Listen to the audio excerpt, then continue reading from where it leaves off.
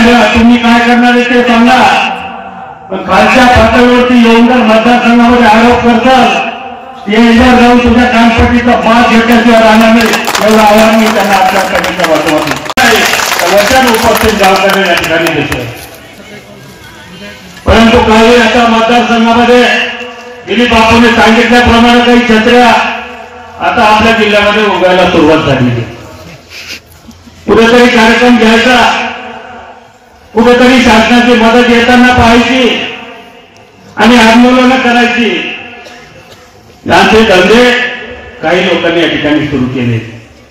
पण आता कुठले आमचे लहान लोक जे का आपल्या सोयाबीनवर येलो मोजाचा अटॅक आला, आमच्या शेतकऱ्याचं सोयाबीन गेलं, तूर गेली, हरभराही गेले. आता याची मदत भेटत असताना कुठेतरी सर्वे करावं लागतात. सर्वेच्या माध्यमातून पूर्ण त्याचा सर्वेचा अहवाल शासनाला पाठवला जातो.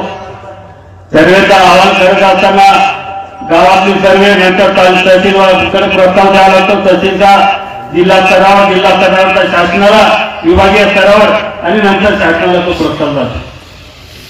आणि त्या माध्यमातून जे काही वर्षाला 3 अधिवेशनं होतात.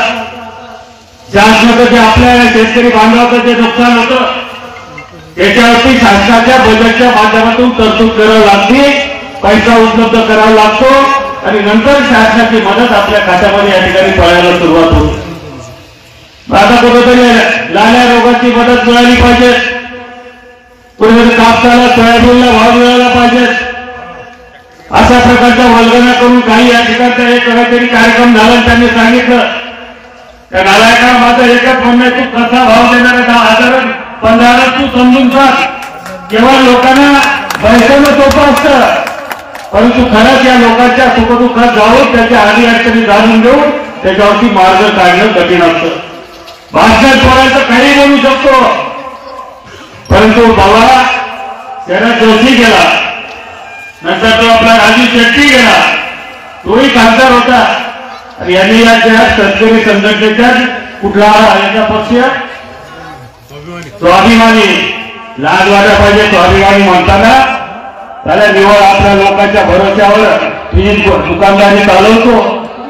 कुठे गेला तुझा स्वाभिमानी पक्ष? ज्यावेळेस चिखली येते झाले नावाच्या कुटुंबानं, व्यापाऱ्यानं आमच्या शेतकऱ्याचा दिवाळ काढलं, त्यांनी शेतकऱ्याला लुटलं, त्यांचा माल जास्त भावाला घेतल्यानं दिवाळ काढलं.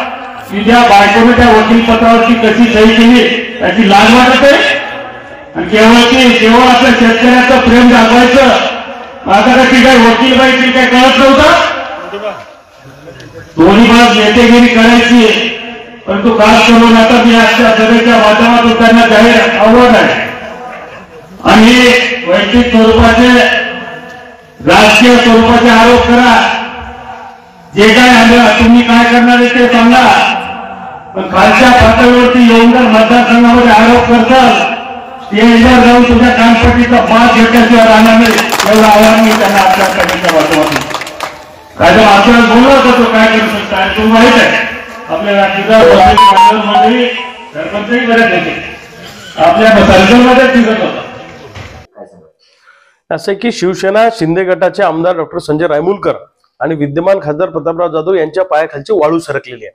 एकतर आम्हाला गावागावामध्ये प्रचंड लोकांचा पाठिंबा मिळतो आहे, शहरामध्ये सुद्धा लोकांचा प्रचंड पाठिंबा, तरुणांचा, महिलांचा खूप पाठिंबा आम्हाला मिळतो आहे. आणि त्यांच्या सभांना गर्दी करत नाही लोक, त्यामुळे ते असे बावचाळ्यासारखे वागून राहिलेले लक्षात ठेवा. म्हणजे 15 वर्ष खासदार, 15 वर्ष आमदार राहिलेले व्यक्ती किंवा 15 वर्ष आमदार राहिलेले रायमुलकर साहेब जर इतक्या खालच्या पातळीवर लहान पोरांसारखं बोलत असतील, म्हणजे एवढ्या चीफ टीका ते करत असतील, तर याच्यावरनं समजून घ्या की त्यांचं संतुलन बिघडलेलं आहे. आणि आम्ही पण त्या पद्धतीने उत्तर देऊ शकतो, परंतु आमच्यावर संस्कार तसे नाहीयेत. आम्ही संस्कारित घरातले पोर आहोत, लक्षात ठेवा. आणि मी काही नावापुरता भूमिपुत्र नाहीये, मी शेतात काम करणाऱ्या खऱ्याखुऱ्या शेतकऱ्याचा पोरगा आहे, हे त्यांनी लक्षात ठेवावं. नांगर कसा चालवायचा, वखर कसा हाणायचा, रुंड कसं चालवायचं, गोपन कशी फिरवायची, याचे धडे आम्हाला सगळे आहेत. त्यामुळे असल्या तुमच्या पांचट धमक्यांना मी कधी घाबरत नाही. तुम्ही नेहमीच धमक्या देता, मला त्याची कल्पना आहे. दादागिरीच्या जोरावर राज्य मिळवता येत नसतं. तुम्ही ज्या पद्धतीनं दादागिरीची भाषा वापरता, मारा ठोकायची भाषा वापरता, सरकार तुमचं आहे म्हणजे मस्ती सरकारमधल्या लोकांना आली आहे का हे विचारण्याची वेळ खऱ्या अर्थानं आता आलेली आहे. त्यामुळे त्यांना एकच सांगतो, सोयाबीन कापसाच्या प्रश्नावर जा विचारणं, किंवा सोयाबीन कापूस उत्पादक शेतकऱ्यांसाठी लढणं, लोकांसमोर शेतीचं अर्थशास्त्र मांडणं हा जर गुन्हा असेल तर असे हजारो गुन्हे करायला मी तयार आहे. आणि ज्या माणसाला आपण निवडून देतो, मग आमदार असो, खासदार असो, मंत्री असो, झेडपी सदस्य असो, त्यांना प्रश्न विचारण्याचा मतदाराला अधिकार असतो. सोयाबीन कापसाच्या प्रश्नावर तुम्ही दिल्लीत काय केलं हे विचारण्याचा आम्हाला अधिकार आहेच ना. तो तुम्ही संविधानाने दिलेला आहे, तो तुम्ही नाकारू शकत नाही. आणि आम्ही कधीही खालच्या पातळीवर यांच्यावर टीका केलेली नाहीये, लक्षात ठेवा. पण अशा पद्धतीनं जर का तुम्ही दादागिरीची भाषा वापरत असाल, माराठोकीची भाषा वापरत असाल, तर गावगाड्यातला शेतकरी तुम्हाला जशाच तसं उत्तर दिल्याशिवाय राहणार नाही.